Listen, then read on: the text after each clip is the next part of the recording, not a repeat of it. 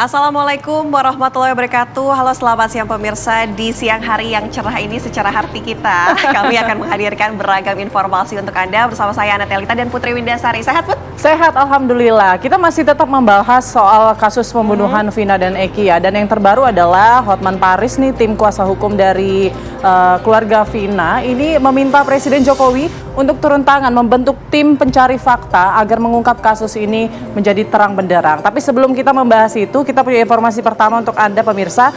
Viral di media sosial akibat adanya aksi tawuran di Bahari Tanjung Priuk. Ini Jakarta Utara membuat kereta yang sedang melintas sempat berhenti. Dan warga sekitar lokasi ini mengaku resah karena aksi tawuran kerap kali terjadi.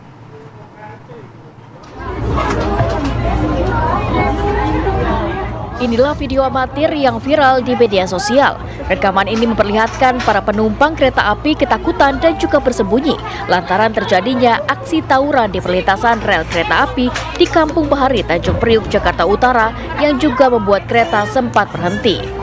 Dua kelompok remaja yang terlibat tawuran itu saling serang dengan menggunakan batu dan juga petasan. Para penumpang pun ketakutan dan juga bersembunyi merunduk di dalam gerbong lantaran mereka takut kena lemparan batu dari tawuran. Menurut Ketua RT setempat, aksi tawuran juga meresahkan warga lantaran para pelaku yang melempar batu malah menyasar ke permukiman warga dan beberapa rumah warga rusak terkena lemparan batu. Habis maghrib lah. Habis maghrib. Mau maghrib itu lah. Itu ada apa namanya? Ada kereta yang lewat berarti, Pak? Iya. Kita dari kota ke Priuk. Warga juga tenang. Oke. Gitu. Oke. Mereka pakai petasan atau gimana, Pak? Ya macam-macam lah pakainya. Macam-macam ya, Pak ya? Iya. Gitu. Ada korban nggak, Pak? Nggak ada. Ketua RT setempat juga mengatakan, rel kereta api yang dekat dengan permukiman warganya tersebut sering dijadikan ajang tawuran oleh anak-anak remaja. Pengurus RT dan RW tidak mampu mencegah lantaran mereka juga takut terkena sasaran sehingga warga pun berharap pihak kepolisian meningkatkan patroli rutin di kawasan tersebut. Dari Jakarta, Dava Akbar, TV One mengabarkan.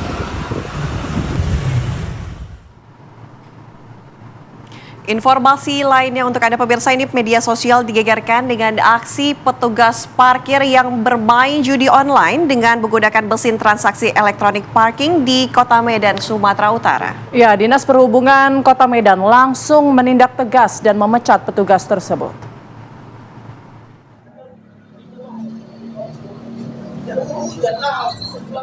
Video amatir ini menunjukkan juru parkir yang berada di Jalan Teku Ciktitiro, Kota Medan, Sumatera Utara, tengah asik bermain judi online dengan menggunakan alat transaksi elektronik parkir milik Dinas Perhubungan Kota Medan. Dalam video yang sempat viral tersebut, nampak juru parkir duduk santai di lantai sambil memegang mesin e-parking. Dalam layar terlihat permainan judi online yang sedang berlangsung. Kasih Parkir Wilayah 1 Dinas Perhubungan Kota Medan, Hari Sugraha, membenarkan bahwa video viral petugas parkir sedang bermain judi online. Dinas Perhubungan Kota Medan langsung melakukan tindakan tegas serta memecat petugas tersebut. Jukir tersebut meminjamkan alat e-parking itu ke oknum yang ada di lokasi. Jadi mungkin itu temannya, sehingga kami melakukan penindakan kepada jukir tersebut agar tidak meminjamkan kembali alat e-parking itu. Dan kami sudah melaporkan ini ke perusahaan dan perusahaan tersebut telah memecat jukir yang bersangkutan. Sementara itu pihak vendor mempekerjakan juru parkir tersebut mendapatkan teguran dari Dinas Perhubungan Kota Medan. Dari Medan, Sumatera Utara, Bahana Situmorang, Doni Admiral, TV One mengabarkan.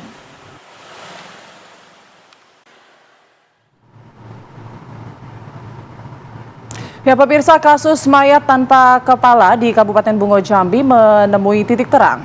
Ya, polisi sudah menangkap terduga pelaku yang merupakan tetangganya sendiri.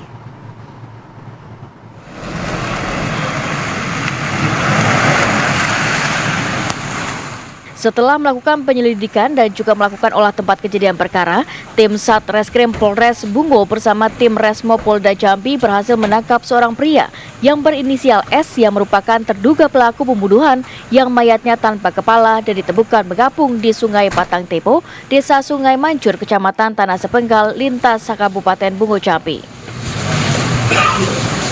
Pelaku merupakan tetangga korban sendiri. Pelaku ditangkap polisi diduga ketika pelaku hendak kabur keluar daerah.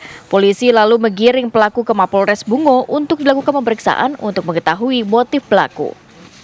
Benar, untuk diduga pelaku yang penemuan mayat tanpa kepala itu sudah kita lakukan penangkapan. Ini berdasarkan dari informasi dari warga bahwa pelaku tersebut berada di rumah salah satu warga. Makanya kita bersama tim Osnal langsung melakukan penangkapan. Untuk identitas pelakunya siapa? Identitas pelaku nanti masih kita lakukan pemeriksaan, pendalaman, nanti untuk perkembangannya kita akan sampaikan. Untuk pelaku berapa orang kita tangkap sana? Untuk saat ini diduga pelaku baru 1 orang. Saat ini pelaku dan barang bukti sudah diamankan petugas dan pemeriksaan atas motif pelaku masih terus dilakukan. Dari Kabupaten Bungo Jambi, Darlianto, TV One mengabarkan. Informasi lainnya untuk Anda pemirsa, seorang siswa sekolah menengah pertama di Lampung Timur ini mengalami gangguan pendengaran setelah ditampar oleh kepala sekolah. Ya, korban ditampar lantaran memakai topi sekolah dengan posisi terbalik.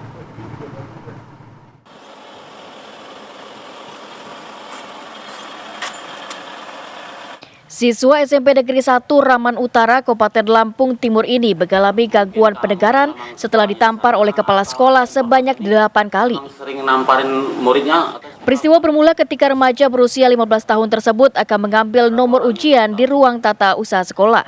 Saat itu siswa berinisial RD tersebut memakai topi sekolah dengan posisi terbalik.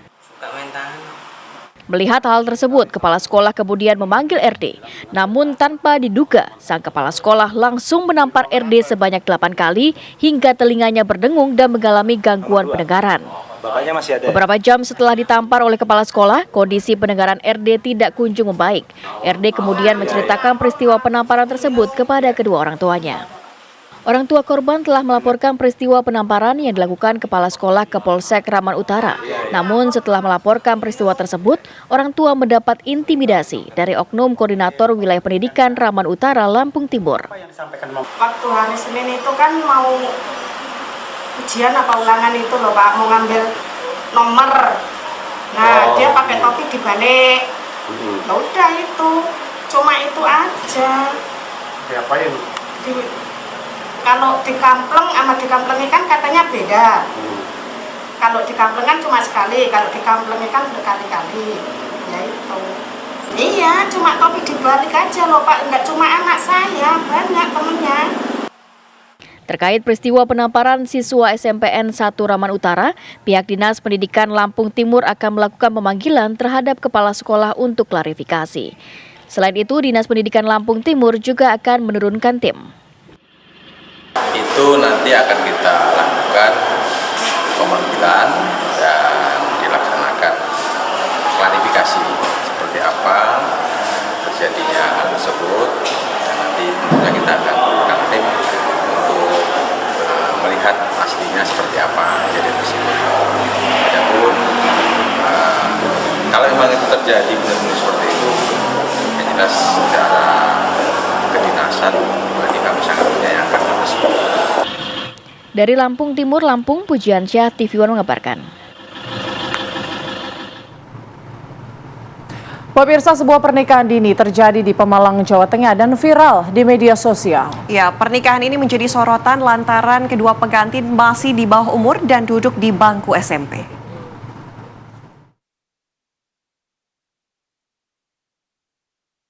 Media sosial dibuat heboh dengan beredarnya foto yang memperlihatkan pernikahan anak di bawah umur yang terjadi di Kabupaten Pemalang, Jawa Tengah. Kedua mempelai itu diketahui masih duduk di bangku kelas 8 SMP Negeri 1 Pemalang. Keduanya pun masih berusia 14 tahun, yakni mempelai putri berinisial R, warga Pelutan Pemalang, dan mempelai putra berinisial T, warga Sugihwaras, Pemalang. Hal ini tentu membuat terkejut berbagai pihak. Pasalnya, menurut Undang-Undang Nomor 16 Tahun 2019 tentang perkawinan, di mana batasan menikah laki-laki dan perempuan adalah 19 tahun. Saat dikonfirmasi, Kepala Sekolah SMP Negeri 1 Pemalang, Nur Sidik, membenarkan kedua anak tersebut merupakan siswanya, namun keduanya telah mengajukan pengunduran diri sebelum pernikahan dengan alasan sakit. Pihak sekolah juga telah mendatangi rumah siswanya itu untuk memberikan edukasi untuk tidak menikah dini, tetapi pihak keluarga tetap melakukan pernikahan karena alasan privasi. Kini pihak sekolah akan melakukan pendampingan agar anak tersebut tetap bisa bersekolah. Iya Pak, awalnya memang seperti itu. Terus kami dampingi biar dia tetap mengenyam kita tidak tahu. Nantinya biar dia mendapat ijazah. Sementara itu, Asep Mukromin, Ketua RT 07 RW 01 Kelurahan Pelutan Pemalang, tempat tinggal mempelai putri R, menjelaskan bahwa pernikahan anak di bawah umur tersebut digelar pada 19 Mei lalu secara siri. Untuk sementara karena masih di bawah umur, nikah secara agama. Nikah agama ya? Iya. Asep juga tidak mengetahui secara pasti alasan pernikahan dini itu terjadi lantaran hanya diberi undangan untuk menghadiri pernikahan tersebut. Dari Kabupaten Pemalang, Jawa Tengah, Muhammad Hamzah, TV One mengabarkan.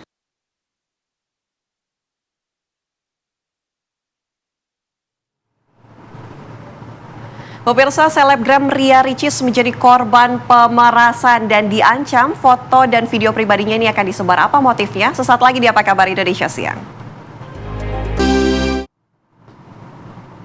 Terima kasih Anda masih di Apa Kabar Indonesia Siang. Pemirsa, selebgram Ria Ricis ini mendapatkan ancaman dan juga pemerasan terhadap dari seseorang dan diancam akan disebar foto serta video pribadinya. Ya, dan tidak butuh waktu lama, Polda Metro Jaya berhasil mengamankan pelaku.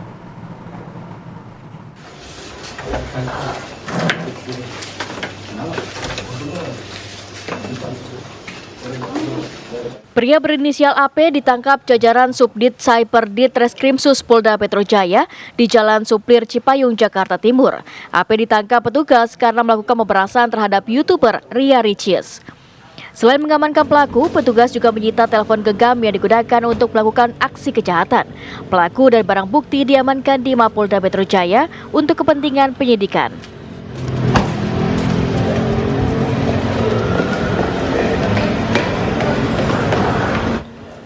Sebelumnya, konten kreator atau YouTuber Ria Ricis melakukan laporan polisi terkait kasus pemerasan pada 7 Juni lalu. Ria Ricis mengaku dirinya dan keluarganya merasa dirugikan dengan adanya peristiwa tersebut dan berharap agar terduga pelaku cepat diproses hukum. Adanya pemerasan dan ancaman menggunakan data pribadi, dan di sini saya merasa dirugikan dan sangat terancam ya tentunya. Dan bukan ke saya aja, tapi ada di beberapa pihak kayak tim manajemen, bahkan keluarga, orang-orang terdekat juga jadi kena imbasnya. Dalam kasus ini, pelaku mengancam akan menyebarkan foto dan video pribadinya jika tidak mentransfer uang senilai 300 juta rupiah. Dari Jakarta, Robin Fredri, TV One mengabarkan.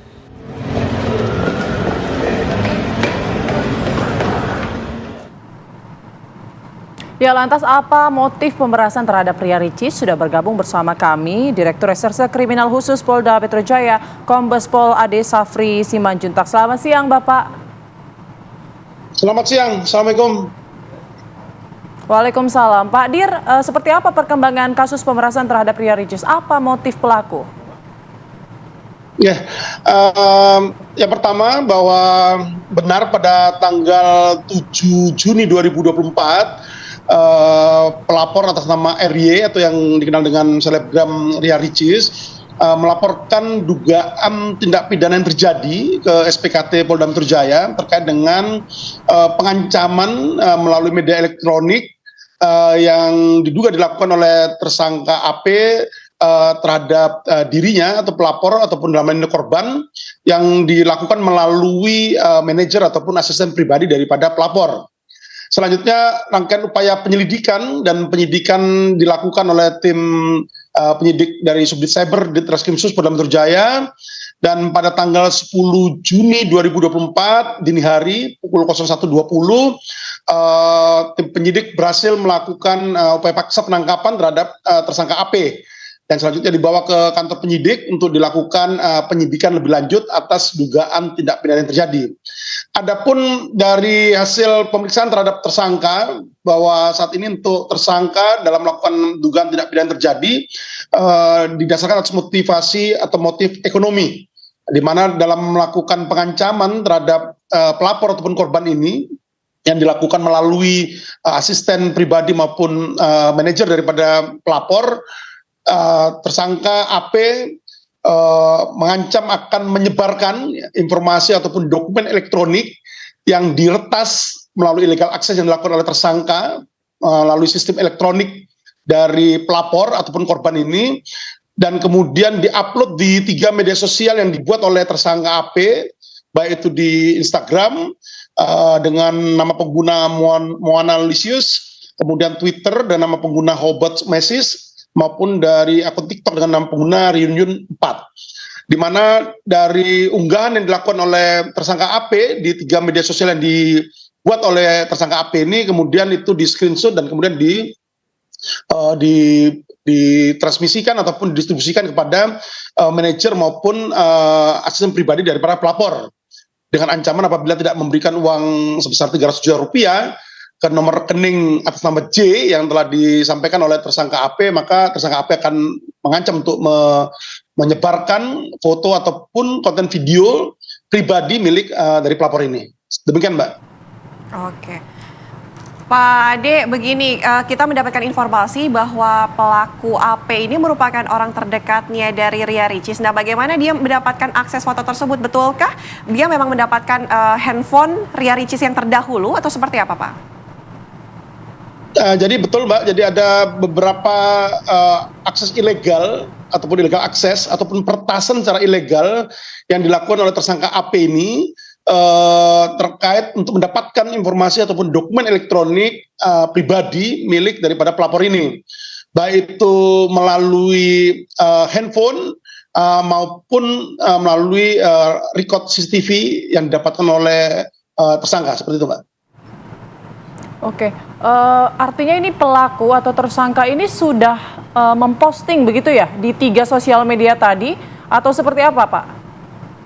Jadi setelah tersangka AP ini melakukan peretasan secara ilegal ataupun illegal akses masuk ke dalam sistem elektronik untuk mendapatkan informasi ataupun dokumen elektronik pribadi milik pelapor ataupun korban ini, selanjutnya oleh tersangka AP ini kemudian diupload ke 3 media sosial yang dibuat oleh tersangka AP ini, baik itu di media sosial IG, TikTok maupun Twitter. Dan setelah itu di private, dikunci seperti itu, kemudian langsung dilakukan screenshot, dan screenshot itu kemudian sebagai bahan ancaman kepada pelapor yang ditujukan melalui ke manajer ataupun asisten pribadi pelapor dengan ancaman apabila tidak diberikan uang sebesar 300 juta rupiah ke rekening yang telah disampaikan oleh tersangka AP, maka 3 akun medsos yang telah dibuat oleh tersangka AP ini akan awalnya private akan dibuka secara umum sehingga orang bisa mengakses secara umum terkait dengan konten ataupun konten video maupun foto yang diupload oleh tersangka ini sebelumnya. Seperti itu, Mbak. Oke, baik, terima kasih Pak Ade Syafri sudah berbagi informasi di Apa Kabar Indonesia Siang. Selamat siang, Pak Ade. Selamat siang, Assalamualaikum warahmatullahi wabarakatuh. Salam presisi. Baik. Kita ke informasi selanjutnya, pemirsa. Diduga remblong saat sedang dipanaskan sebuah bus syarat penumpang, rombongan mahasiswa ITB mengalami kecelakaan di jalan yang menurun di area kampus ITB Jatinangor, Sumedang, Jawa Barat. Ya, tidak ada korban jiwa dalam insiden ini, namun para mahasiswa mengalami syok.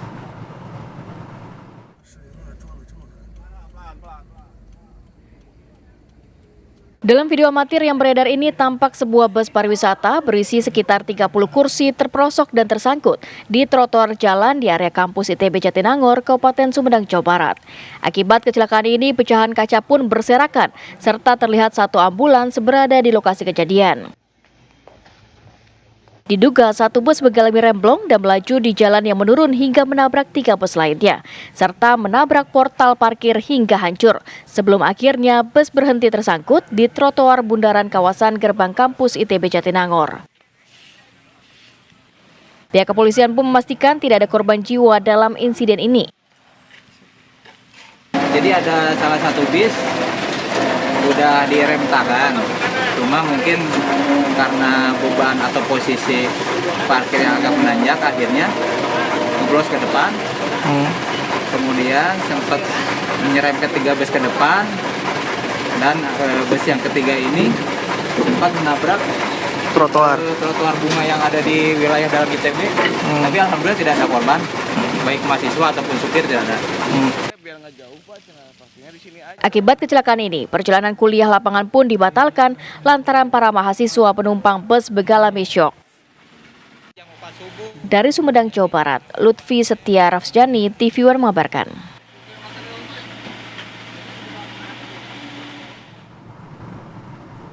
Pemirsa, kami harus jeda terlebih dahulu. Saya jeda, kami kembali dengan informasi lainnya untuk Anda sesaat lagi. Pemirsa, aksi begal kembali terjadi dan viral di media sosial. Ya, kali ini menimpa sepasang suami istri yang tengah menyantap makan malam di sebuah warung nasi di kawasan Grogol, Petamburan, Jakarta Barat.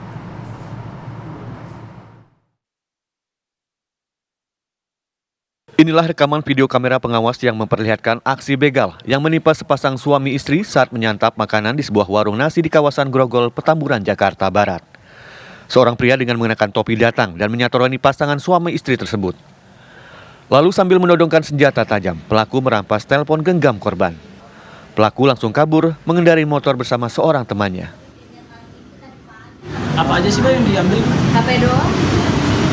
Sempat dikejar nggak sih Mbak sama cewek-cewek ini? Hah? Sama yang lagi pacaran ini sempat dikejar nggak sih? Kejar, cuma dia tuh nggak nyampe, kan dia jalan kaki yang naik motor. Pelakunya berapa orang? 2. Yang satu menggunakan motor, yang satu standby di motor. Iya. Korban telah melaporkan kasus ini ke Kepolisian Sektor Grogol, Petamburan dengan membawa alat bukti rekaman video CCTV. Dari Jakarta, Arif Budiman Saputra, TV One mengabarkan.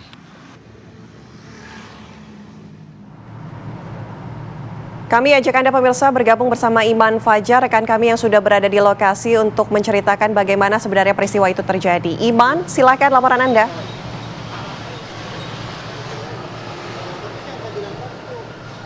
Ya, selamat siang para pemirsa TV One. Memang benar sekitar tanggal 10 Juni kemarin, tepatnya pada Senin dini hari, terjadi peristiwa pembegalan yang dilakukan oleh seorang pria dengan senjata golok yang kemudian mengambil handphone dari pelanggan yang sedang makan di warteg di tempat kami melaporkan di kawasan Grogol, Petamburan ini pemirsa. Dan memang untuk kasus ini juga masih terus ditangani oleh Polsek Grogol, Petamburan, dan untuk pelakunya juga masih dicari. Saat ini kami sudah berada di warteg tersebut dan kita akan berbincang-bincang dengan salah satu penjaga warteg yang memang sedang berjaga pada siang hari ini. Dan memang pada hari ini juga para pelanggan masih terus berdatangan ke warteg ini untuk kemudian menyantap makan di warteg yang buka 24 jam ini. Saat ini kita sudah bersama dengan Ibu Lisa selaku penjaga warteg. Selamat siang Ibu. Iya, siang. Ibu, boleh diceritakan Bu seperti apa kemarin saat waktu peristiwa terjadi itu? Apakah Ibu saat itu di sana atau mungkin ada cerita dari penjaga warteg lainnya Bu? Dari penjaga wartegnya waktu itu kan dia sempat teriak gitu rame, terus saya bangun langsung keluar, lihat katanya ada HP-nya yang diambil gitu. Terus saya kan nanya-nanya, oh jadi begitu kayak gitu.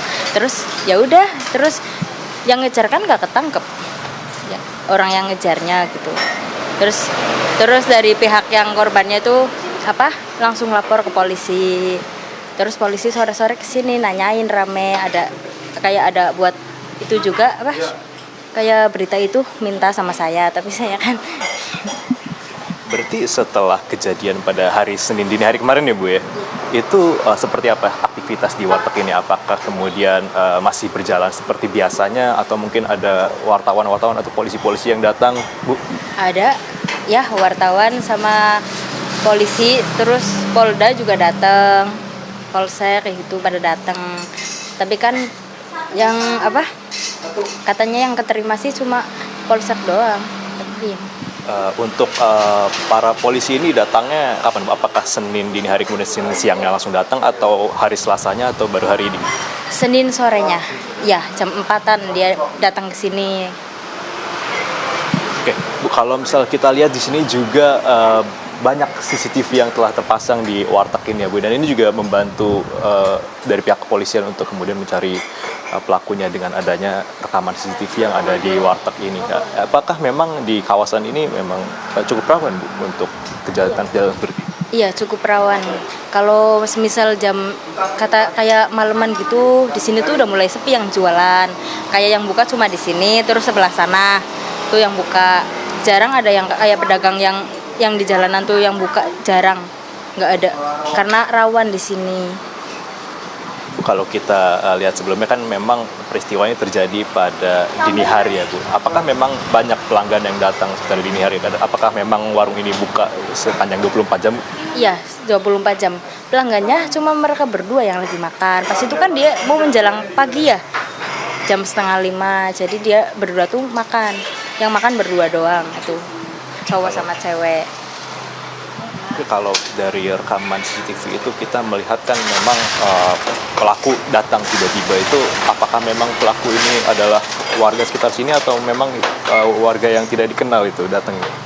Kalau saya sih nggak kenal ya, baru lihat itu pas di CCTV itu doang. Memang ini pelaku juga tidak dikenali oleh warga sekitar ya, Bu ya?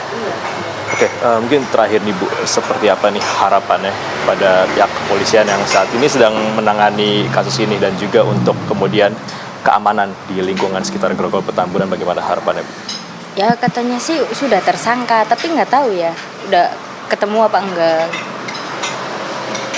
Ada penjagaan khusus seperti Bu atau mungkin aktivitas seperti biasa saja seperti di sini? Nggak ada sih, nggak ada penjaganya. Paling kadang kalau di sini ada apa-apa lapornya keamanan gitu. Terus di sini kan kalau malam memang ramai, ada tukang parkir, securities itu juga sering ke sini, kayak ya mungkin sering makan sini, sering jaga-jaga sekitarnya gitu. Berarti setelah kejadian tersebut memang aktivitas di warteg normal-normal saja ya, Bu. Dengan tadi kita juga sempat lihat-lihat juga, kita sempat makan juga di sini kan, dan ramai tuh setiap menitnya terus selalu ada pelanggan-pelanggan yang berdatangan. Memang untuk keamanan di sini masih mungkin cukup rawan, cuma dengan ada CCTV di warteg ini setidaknya sudah ada langkah dilakukan oleh pihak warteg untuk kemudian menjaga keamanan di sini, benar Bu ya? Iya benar. Iya, masih terus berdatang. Bu Lisa, terima kasih banyak, Bu, atas waktunya. Ini kami berterima kasih sekali nih di tengah-tengah kesibukannya melayani pelanggan. Ibu Lisa masih terus bisa berwawancara dengan kami begitu, pemirsa. Dan tadi kita juga sempat berbincang-bincang juga dengan sejumlah pelanggan yang memang warteg ini merupakan salah satu yang favorit di kawasan Grogol Petamburan, di mana memang tadi setiap waktunya kemudian pelanggan masih terus berdatangan di jam makan siang dari pukul 11 hingga pukul 1:30 saat ini. Seperti itu. Kembali ke studio. Baik, Iman Fajar mengabarkan langsung dari kawasan Grogol Petamburan, Jakarta Barat. Ya pemirsa, kami hadirkan.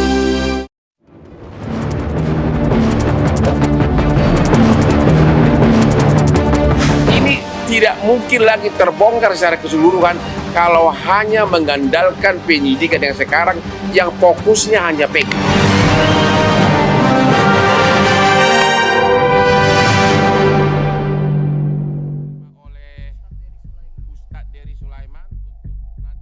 Pengacara keluarga Vina menggelar jumpa pers menyoal pengusutan kasus pembunuhan Vina Eki yang hanya terfokus pada tersangka Peggy Setiawan. Pengacara Hotman Paris mempermasalahkan perbedaan berita acara pemeriksaan 2024 dengan BAP tahun 2016. Hotman Paris juga mempersoalkan hilangnya 2 DPO, yaitu Andi dan Dani, padahal perannya tercantum dalam berkas putusan pengadilan tahun 2017. Pengacara juga meminta Presiden Joko Widodo membentuk tim pencari fakta untuk mengungkap kasus pembunuhan Vina Eki. Kami tidak menyatakan kasus ini dihentikan. Justru kami ingin kasus ini terbongkar secara keseluruhan. Ini tidak mungkin lagi terbongkar secara keseluruhan kalau hanya mengandalkan penyidikan yang sekarang yang fokusnya hanya Peggy. Karena proses penyidikan sekarang hanya terhadap Peggy. Ya. Itu tidak mungkin lagi terbongkar apa kejadian tahun 2016. Kenapa BAP-nya begitu lengkap di 2016 dan sekarang tiba-tiba BAP 2016 dirontokkan di penyidikan sekarang. Menurut Hotman Paris, hasil dari tim pencari fakta nantinya bisa diberikan kepada penyidik kasus pembunuhan Vina Eki. Pengacara keluarga Vina pun meminta Presiden Jokowi agar memerintahkan untuk menunda kelanjutan penyidikan oleh Polda Jabar hingga tim pencari fakta selesai bekerja.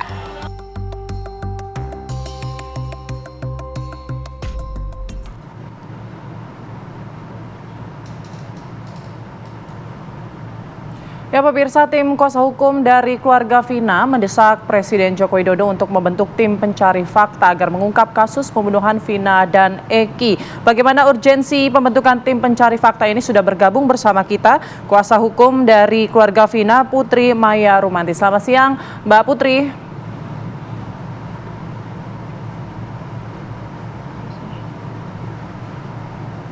Halo Mbak Putri.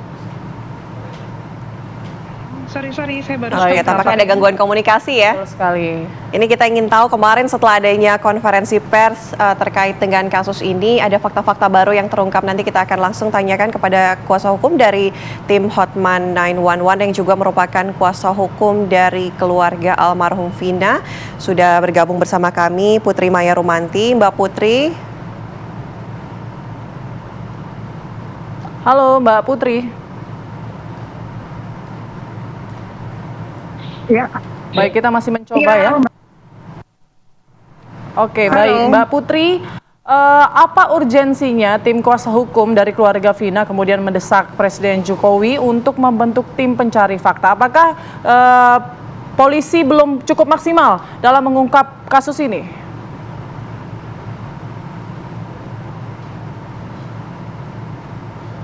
Iya, dikarenakan terima kasih Mbak semuanya. Dikarenakan kami memang buat tim pembentukan tim pencari fakta dikarenakan sampai saat ini kami belum mendapatkan hasil yang memuaskan dalam proses penyelidikan, terutama untuk hilangnya 2 nama yang menjadi DPO tersebut, Mbak. Jadi kami sangat berharap ketika nanti dikabulkan oleh Bapak Presiden untuk terbentuknya tim pencari fakta, semoga ini jadi terang benderang, seperti itu Mbak. Oke, Mbak Putri, ini menarik juga untuk dibahas. Banyak juga yang menyoroti bahwa 2 DPO ini dihilangkan. Memang apa yang tim kuasa hukum dari keluarga Vina atau tim Hotman 911 ini temukan berkaitan dengan 2 DPO tersebut? Apakah memang ada seharusnya 2 DPO tersebut? Oke, baik. Jadi kita kembali kepada putusan yang sudah ingkrah, yang sudah berkekuatan hukum tetap. Di dalam putusan itu jelas tertulis dan terbukti dalam fakta persidangan bahwa adanya 2 peranan orang lain lagi selain atas nama Peggy tersebut. Nah, jadi tentunya kami tetap beracuan kepada putusan yang sudah berkekuatan hukum tetap dan itulah yang kita harapkan hingga nanti jika ada tim pencari fakta tersebut terbentuk, maka akan terungkap apakah benar ada 2 orang lagi ataukah hanya sampai selesai di 1 orang saja, seperti itu Mbak. Oke, Mbak Putri, tadi juga di cuplikan paket sebelumnya, ini Bang Hotman mengatakan bahwa BAP di 2016 ini lebih jelas dan lebih lengkap.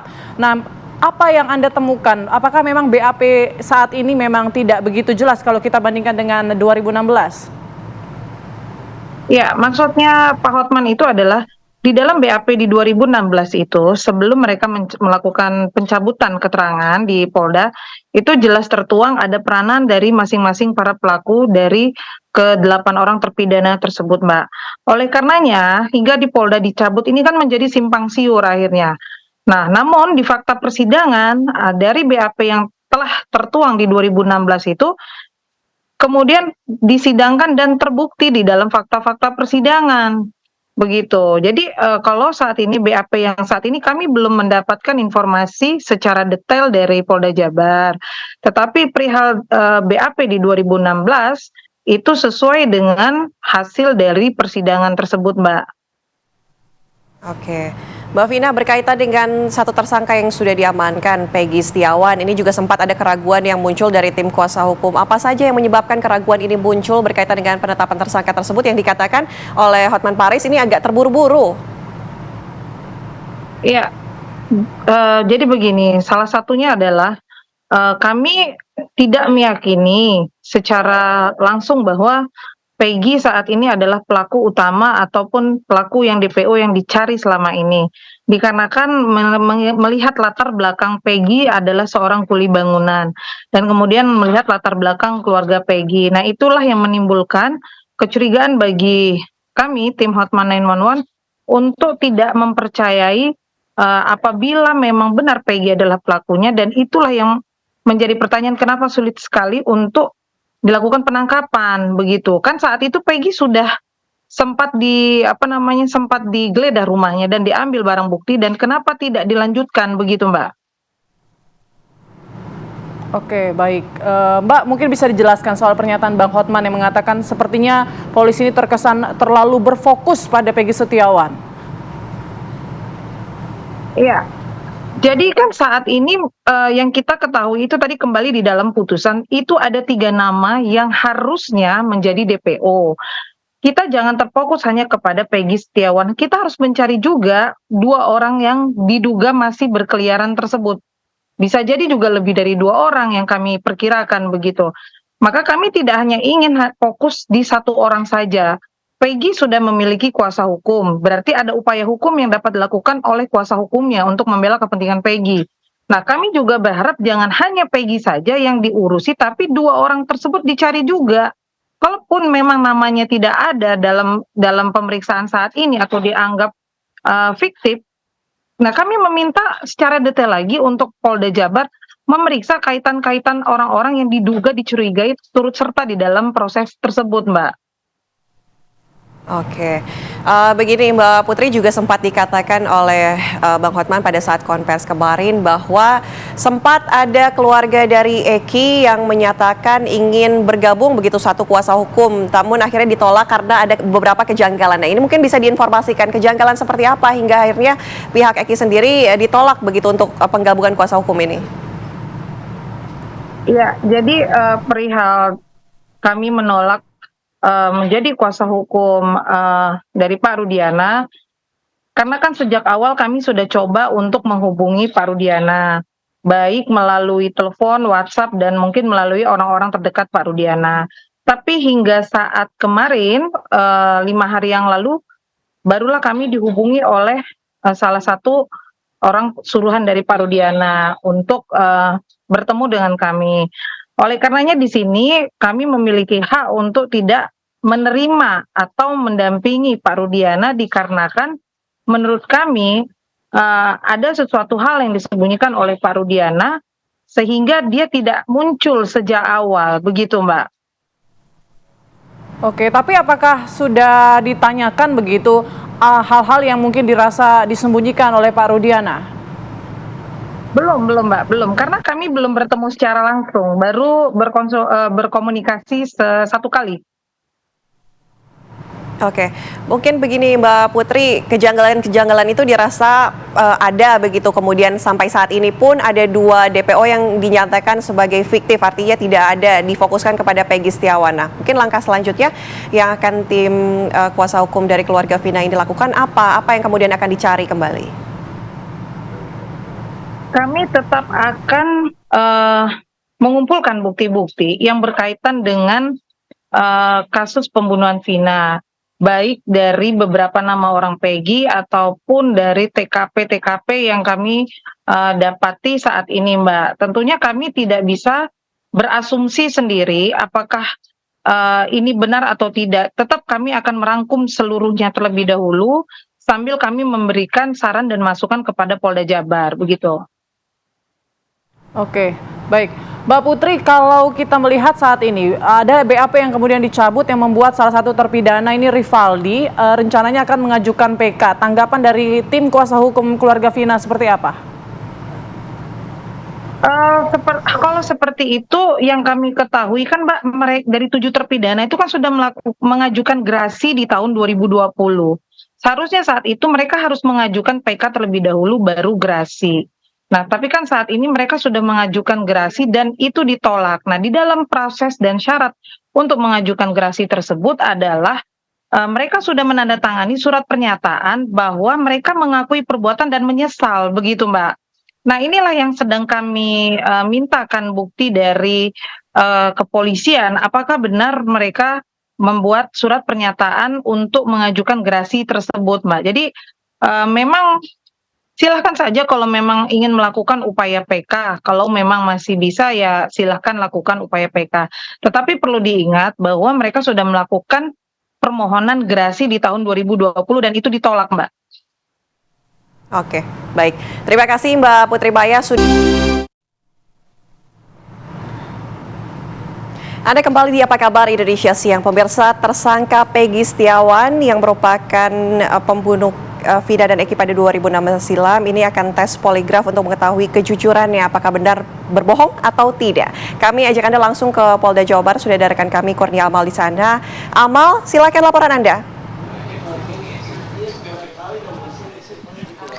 Ya, selamat siang Ana dan juga pemirsa. Betul sekali, memang dijadwalkan hari ini sedianya Peggy Setiawan ini tersangka dalam kasus pembunuhan Vina dan juga Eki pada tahun 2016 ini akan menjalani tes uji kebohongan atau menggunakan alat poligraf. Namun apakah nantinya ini dalam hari ini, pemeriksaan hari ini menggunakan alat poligraf untuk menguji atau melakukan tes uji kebohongan kepada tersangka Peggy Setiawan ini, kami masih belum mendapatkan informasi resmi dari pihak Polda Jawa Barat maupun dari kuasa hukum dari Peggy Setiawan. Karena memang jika kita melihat pernyataan dari kuasa hukum Peggy Setiawan pada beberapa waktu lalu, memang hari ini dijadwalkan untuk Peggy Setiawan ini akan melakukan tes uji kebohongan menggunakan alat poligraf. Tadi sekitar pada pukul 13.20 waktu Indonesia bagian Barat, ibunda dari Peggy Setiawan beserta dengan kedua adiknya ini datang ke Mapolda Jawa Barat ini guna melakukan BAP tambahan, di mana untuk tadi sebetulnya untuk dari kuasa hukum Peggy Setiawan sendiri ini mendapatkan informasi melalui pesan singkat dari handphone, kemudian untuk undangan pada hari ini dan belum menerima surat pemanggilan untuk penambahan BAP pada hari ini. Tadi juga disinggung apakah pada pemeriksaan BAP tambahan kali ini akan menggunakan lie detector atau alat tersebut pendeteksi kebohongan ini kami masih belum mendapatkan informasi karena memang proses dari pemeriksaan BAP tambahan ini masih dilakukan sejak tadi pada pukul 13.20 waktu Indonesia bagian Barat. Dan sejumlah rangkaian pemeriksaan ini telah dilakukan oleh pihak penyidik Polda Jawa Barat. Jika kemarin kita lihat ada 3 saksi yang dihadirkan di Mapolda Jawa Barat, ini 3 saksi tersebut ini merupakan rekan dari terpidana kasus pembunuhan Vina dan juga Eki pada tahun 2016. Adapun saksi yang diperiksa kemarin yakni adalah Teguh, Pramudia dan juga Okta. Di mana pada pemeriksaan tersebut ketiga saksi tersebut ini menyatakan bahwasannya ketiga saksi ini bersama dengan 5 terpidana lainnya ketika pada malam pembunuhan Vina dan juga Eki pada tahun 2016 tepatnya pada tanggal 27 Agustus mereka ini bersama dengan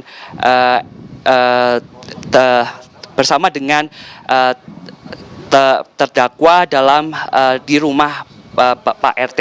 Dan juga dapat kami informasikan kepada Anda, kemarin juga dilakukan serangkaian tes dari uji psikologi forensik yang dilakukan kepada ayah dari Peggy Setiawan, Bapak Rudi, di mana untuk tes psikologi forensik ini dilakukan selama kurang lebih sekitar 7 hingga 8 jam dengan ada sekitar 12 pertanyaan yang dilayangkan kepada ayah dari Peggy Setiawan.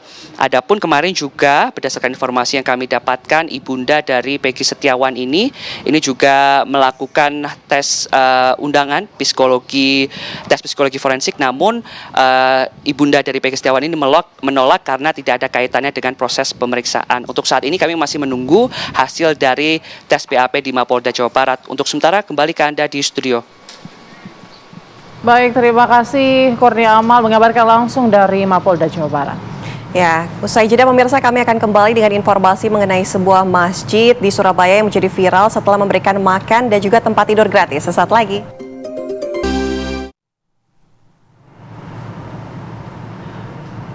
Anda kembali di Apa Kabar Indonesia Siang, pemirsa. Sepertinya Ana dan juga pemirsa melihat Ka'bah dari ketinggian ini menjadi mimpi ya bagi semua muslim. Iya, tapi ini ada suatu hal yang baru. Ka'bah ini bisa dilihat dari Clock Tower.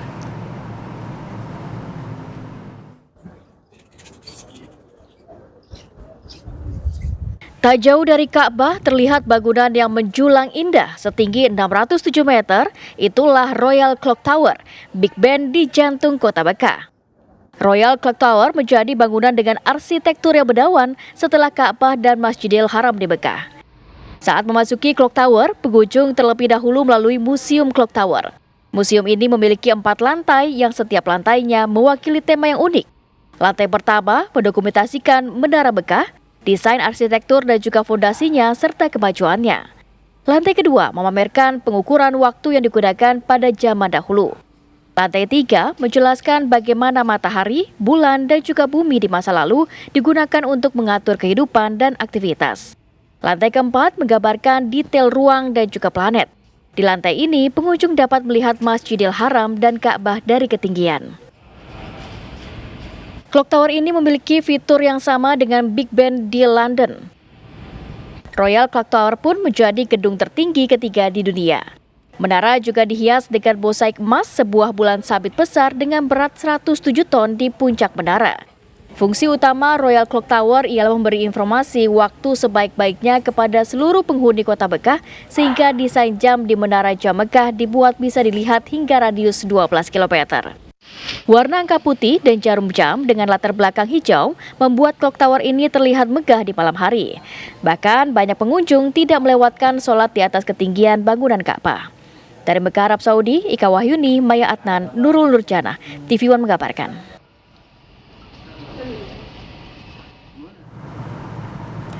Pemirsa, salah satu masjid di Surabaya menjadi viral di media sosial lantaran menyediakan makan dan juga tempat tidur gratis.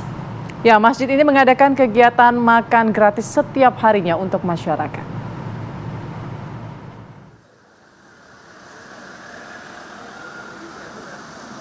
Masjid Pemuda Konsultan berada di Jalan Kali Kepiting nomor 111, Pacar Kembang, Kota Surabaya.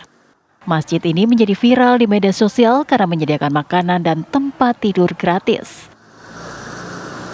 Masjid yang berdiri sejak tahun 2021 ini rutin mengadakan warung makan gratis setiap hari dengan rata-rata 150 porsi.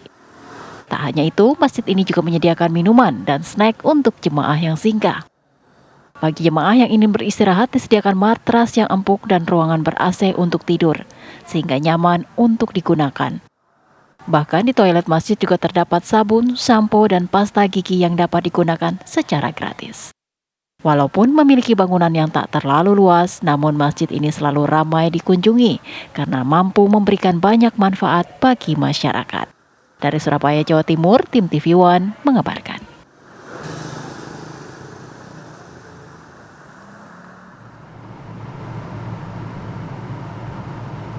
Dan untuk mengetahui seperti apa cerita selengkapnya dari sebuah masjid yang memberikan makan dan tempat tinggal gratis untuk masyarakat, kita sapa rekan kita Farah Manhila. Silakan Farah.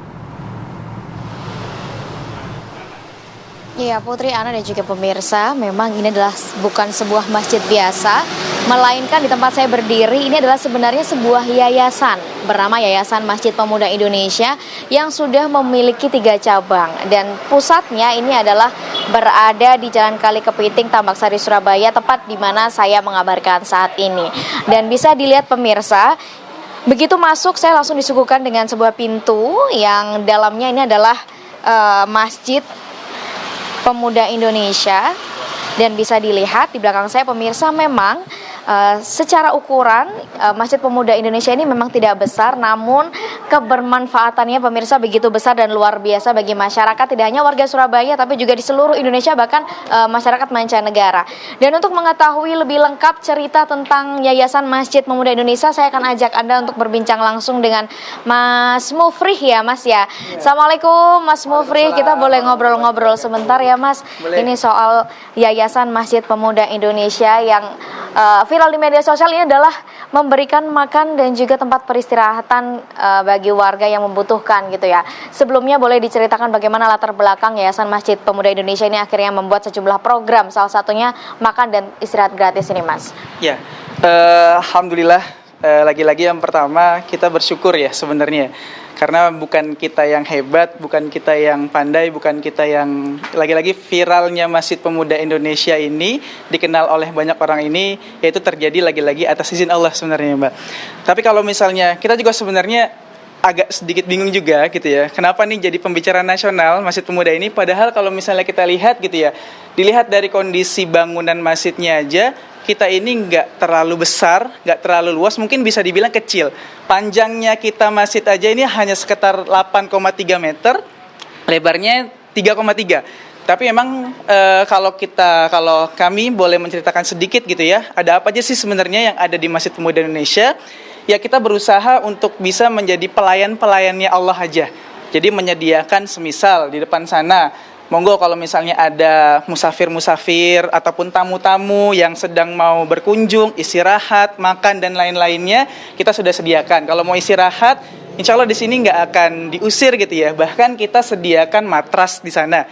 Bukan hanya matras aja, tapi ada bantalnya juga. Mau tidurnya di luar silahkan, di dalam juga silahkan. Ini AC-nya sudah ada, kipas anginnya juga udah ada, insya Allah 24 jam juga. Terus kalau misalnya seandainya ada yang mau istirahat, mau ngopi-ngopi, mau teh, terus gulanya semuanya, dispensernya yang hangat, yang dingin, mau ngambil minuman-minuman yang dingin, semuanya di depan, semuanya sudah ada. Toiletnya pun juga di sini insya Allah semuanya gratis. Jadi ada makan gratisnya, ada toilet gratisnya, terus mau istirahat juga di sini sudah disediakan. Jadi ya mungkin itu yang bisa kami kerjakan hari ini, walaupun lagi-lagi tadi tempat kita kecil, tapi berusaha banget terus meminta agar kebermanfaatan kita ini, dampak kita ini sama masyarakat luar, sama orang-orang lainnya ini terasa. Kayak gitu. Kemudian terkait program makan gratis ini, apakah khusus untuk jemaah masjid atau mungkin jemaah non-muslim boleh, dan itu diberikan di jam-jam berapa ini? Iya. Nah ini juga banyak pertanyaan gitu ya, karena kan memang kan kita punya program pertama namanya warung makan gratis. Terus tempatnya, lokasinya ada di masjid. Pertanyaan-pertanyaan di luar tuh yang sering muncul tuh seperti ini. Kak, Bang, atau Mas gitu ya, ini kan tempatnya, lokasinya adanya di masjid. Berarti yang boleh makan di warung makan gratis hanya saudara-saudara yang muslim aja. Nah insya Allah ini salah kalau misalnya jawabannya seperti itu ya. Karena di warung makan gratis kita ini nggak pernah melihat dari status sosialnya, terus dari gendernya, dari usianya, rasnya, suku, etnis, ataupun agama. Insya Allah di sini semuanya itu boleh makan. Siapapun boleh makan. Jadi bukan hanya saudara-saudara yang muslim aja, tapi semuanya boleh makan. Dan di sini pun juga nggak perlu syarat-syarat kayak misalnya gitu ya, harus bawa KTP, bawa KK, BPKB, SIM atau surat keterangan tidak mampu, nggak perlu. Jadi tinggal datang aja, mau itu datangnya sama keluarganya, mau datangnya sama pasangannya, anak istrinya, cucu mantunya, silahkan. Karena di sini insya Allah semuanya boleh makan. Kalau untuk jadwal tadi ya, kalau untuk jadwal sendiri, kita kan warung makan gratis ini berjalan setiap hari.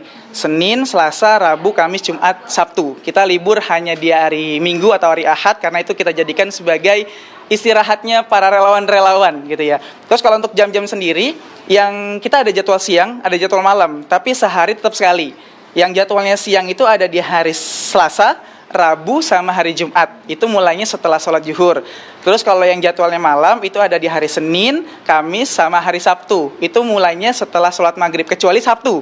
Sabtu itu kita baru mulai jam 8:30 karena di Masjid Pemuda Indonesia ini itu ada kajian dulu. Jadi setelah ngaji, baru habis itu makan-makan di warung makan gratisnya. Jadi seperti itu.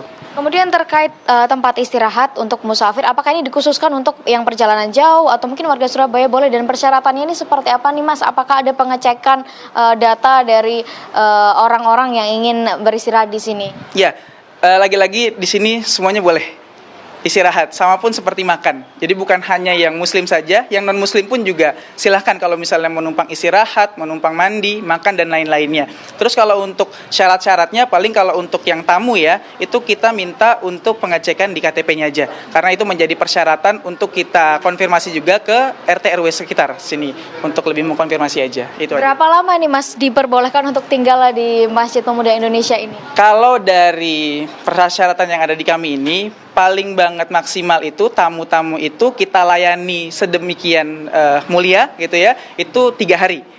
Tapi bukan berarti setelah 3 hari itu nggak boleh tinggal di sini, boleh. Tapi memang harus ikut terlibat dalam kegiatan-kegiatan masjid. Jadi kalau 3 hari ini mereka cuma hanya sekedar istirahat aja, tidur aja, numpang mandi, bahkan kita kasih muliakan dengan makan, itu kita muliakan selama 3 hari. Tapi setelah 3 hari tetap masih boleh ada di masjid, tapi mereka harus ikut bantu-bantu.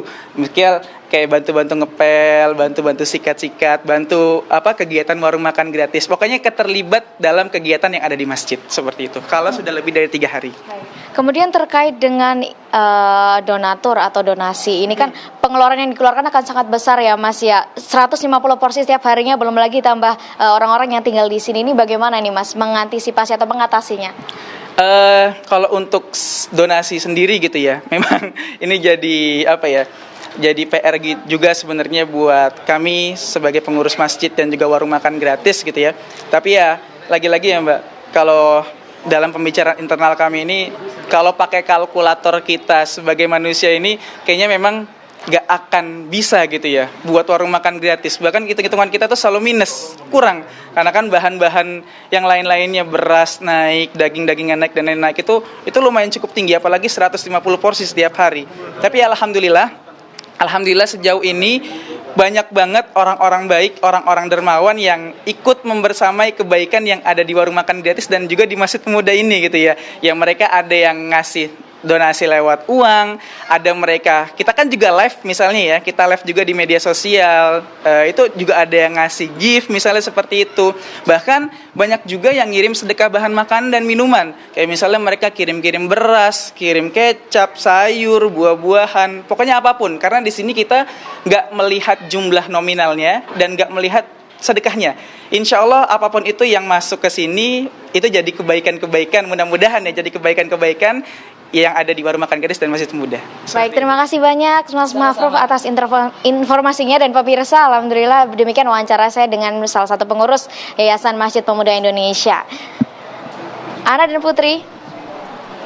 Terima kasih, laporan langsung Farah Manhila dari Surabaya.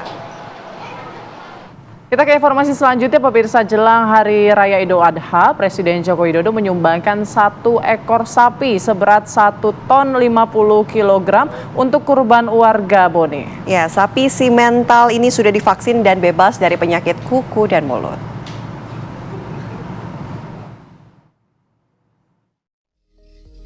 Inilah sapi kurban Presiden Jokowi, berbobot 1 ton 50 kg. Sapi ini dibeli Jokowi dari peternak sapi bernama Tasdir, warga Kelurahan Watang, Palaka, Kecamatan Tanete, Riatang Barat, Kabupaten Bone, Sulawesi Selatan. Sapi kurban yang dibeli dengan harga Rp95 juta ini akan disumbangkan untuk warga Kabupaten Bone.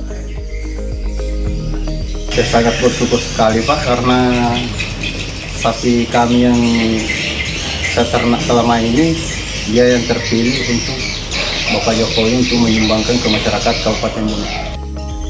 Dinas Peternakan beserta tim kesehatan hewan Kabupaten Bone menyatakan sapi kurban Presiden Jokowi dalam kondisi sehat, alias terbebas dari penyakit mulut dan kuku. Selain itu, sapi juga sudah divaksin dan memenuhi syarat sebagai hewan kurban. Dari kesehatan secara fisik dan kesehatan anatominya, jadi secara morfologi dengan anatomi pengambil sampel darah semua. Dari Sinjai, Sulawesi Selatan, Andi Rahmat, Mimin TV One mengabarkan.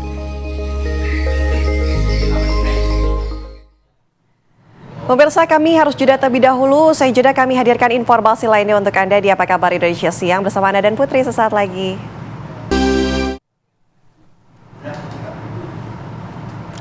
Anda kembali di Apa Kabar Indonesia Siang. Pemirsa, penyanyi Anang dan juga Ashanty ini menjadi sorotan usai kemenangan timnas atas Filipina di Stadion Gelora Bung Karno pada Selasa malam. Ya, keduanya menyanyi usai pertandingan selesai, namun bukannya mendapat sambutan hangat, supporter malah menyorakinya. Sebenarnya ada apa? Berikut informasinya untuk Anda.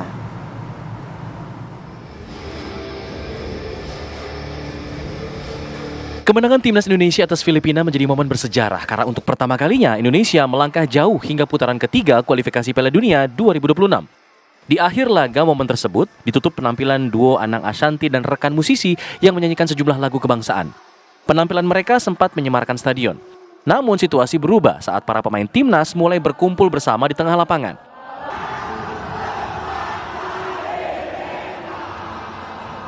Ada sebuah tradisi, selepas timnas bermain, biasanya satu stadion bernyanyi lagu Tanah Airku. Momen itu bertepatan dengan Anang dan Ashanty yang tengah menyanyikan lagu lain. Sontak suara nyanyian keduanya pun tertutup nyanyian para supporter yang kompak bernyanyi Tanah Airku. Para supporter merasa momen nyanyian Tanah Airku lebih mendalam ketimbang penampilan para artis. Alhasil, Anang dan rekan-rekan terpaksa meninggalkan stadion lebih awal guna menghindari keresahan para supporter. Insiden ini pun mendapat sorotan warganet yang membanjiri lini masa sejumlah platform digital dengan kritikan terhadap penampilan Anang dan Ashanty. Tak sedikit hujatan yang ditujukan pada artis dan penyelenggara acara. Sejumlah warganet mempertanyakan ide siapa menghadirkan artis di lapangan selepas pertandingan yang bersejarah. Ashanty sebelumnya sempat mengungkapkan lewat story di Instagramnya. Awalnya ia mengantar Arsya, anaknya, menjadi pendamping Garuda. Saat itu ia pun mendapat tawaran untuk menonton pertandingan timnas Indonesia melawan Filipina sekaligus diminta menyanyi 2 lagu kebangsaan. Namun siapa sangka sumbangsi Anang dan Ashanty direspon negatif karena digelar di momen yang bersamaan dengan momen ritual supporter timnas bernyanyi bersama lagu Tanah Airku. Terlepas dari insiden Anang, timnas Indonesia dipastikan lolos ke putaran ketiga kualifikasi Piala Dunia 2026 zona Asia.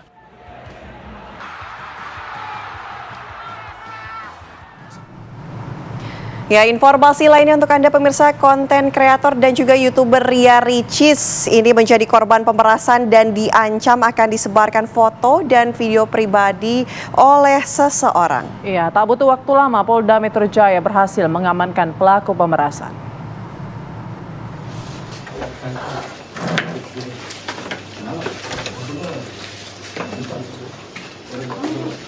Pria berinisial AP ditangkap jajaran Subdit Cyperdit Reskrimsus Polda Metro Jaya di Jalan Suplir Cipayung, Jakarta Timur. AP ditangkap petugas karena melakukan pemerasan terhadap YouTuber Ria Ricis. Selain mengamankan pelaku, petugas juga menyita telepon genggam yang digunakan untuk melakukan aksi kejahatan. Pelaku dan barang bukti diamankan di Mapolda Metro Jaya untuk kepentingan penyidikan.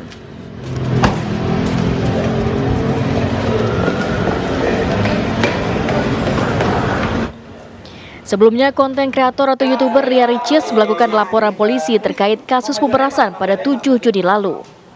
Ria Ricis mengaku dirinya dan keluarganya merasa dirugikan dengan adanya peristiwa tersebut dan berharap agar terduga pelaku cepat diproses hukum. Adanya pemerasan dan ancaman menggunakan data pribadi, dan di sini saya merasa dirugikan dan sangat terancam ya tentunya. Dan bukan ke saya aja, tapi ada di beberapa pihak kayak tim manajemen, bahkan keluarga, orang-orang terdekat juga jadi kena imbasnya. Dalam kasus ini, pelaku mengancam akan menyebarkan foto dan video pribadinya jika tidak mentransfer uang senilai 300 juta rupiah. Dari Jakarta, Robin Fredri, TV One mengabarkan.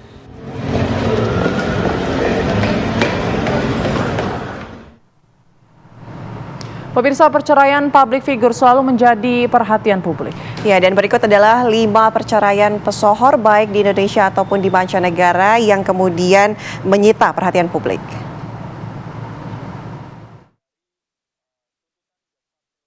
Tahun 2023, dunia hiburan tanah air dihebohkan dengan perpisahan pasangan artis Vena Melinda dan Ferry Irawan. Insiden kekerasan dalam rumah tangga atau KDRT menjadi pemicu keretakan rumah tangga mereka. Keduanya resmi mengakhiri pernikahan pada Agustus 2023. Perpisahan Virgun dan Inara Rusli berhasil membetot keingintahuan publik. Inara diketahui menjadi pionir dalam tren istri mengungkapkan perselingkuhan suami ke media sosial. Inara mengajukan gugatan cerai terhadap pencipta lagu Starla tersebut dengan membawa sejumlah bukti perselingkuhan suaminya. Keduanya resmi mengakhiri pernikahan pada November 2023. Keputusan Desta dan Natasha Rizky bercerai menjadi sorotan publik karena pasangan tersebut tampak begitu serasi. Keduanya tetap menjaga hubungan baik dan setuju bersama-sama mengasuh ketiga buah hati mereka. Dari mancanegara, berita perceraian Bill Gates dan Melinda Anne French yang menikah 27 tahun menyita perhatian publik. Perpisahan keduanya digadang-gadang menjadi perceraian termahal di abad 21. Gates dan Melinda mengelola yayasan amal bersama senilai 50 miliar US dollar. Perpisahan Johnny Depp dan Amber Heard membetot perhatian publik. Gugatan cerai dilayangkan Amber Heard sejak 2016. Konflik keduanya tidak kunjung selesai hingga saat ini. Masalah harta gonogini, KDRT hingga pencemaran nama baik mewarnai perpisahan mereka.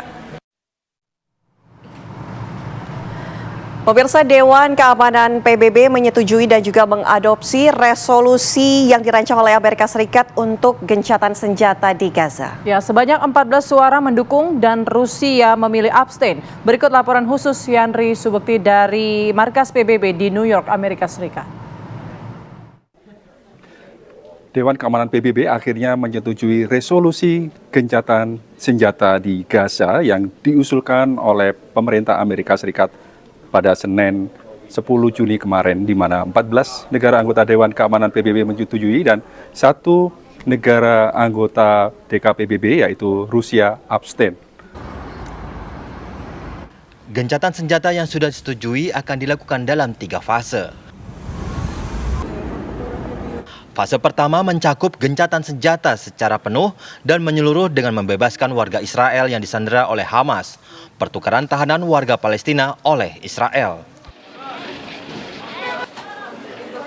Fase kedua, berakhirnya konflik, permusuhan secara permanen yaitu dengan pembebasan seluruh sandera yang masih di Gaza dan penarikan secara penuh pasukan Israel di Gaza. Dan fase ketiga, rencana rekonstruksi pemulihan untuk Gaza.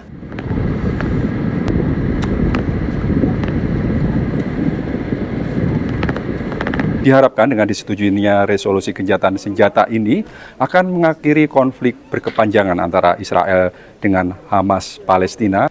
Dari ruang Dewan Keamanan PBB di Amerika Serikat, Yandri Subekti, TV One mengabarkan.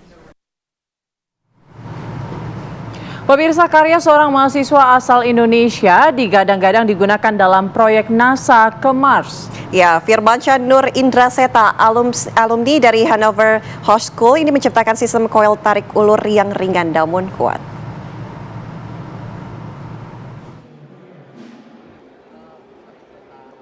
Karya ini dipamerkan pada ajang Hannover Messe tahun lalu.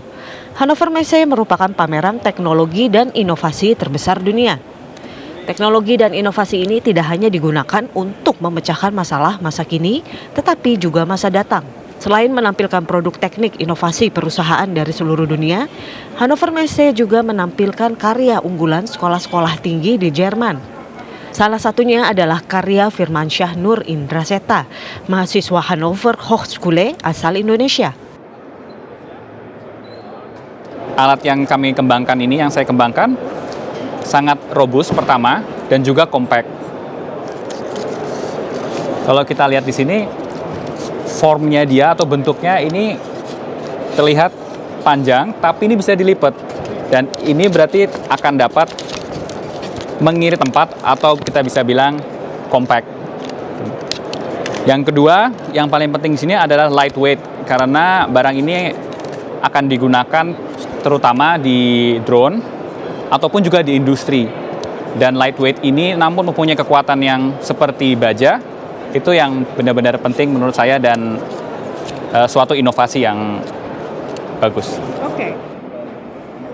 Menurut dosen Hochschule Hannover, Friedrich Wilhelm Bauer, proyek yang terdiri dari tangan yang bisa digulung seperti koil ini dapat diaplikasikan pada setiap sistem yang terbang semacam drone. Ukurannya pun bisa diperkecil atau diperbesar, tergantung ukuran drone-nya. Proyek tersebut juga dapat diaplikasikan pada alat ukur atau alat sampling. Karena itu tak menutup kemungkinan suatu hari sistem ini bisa digunakan di planet Mars.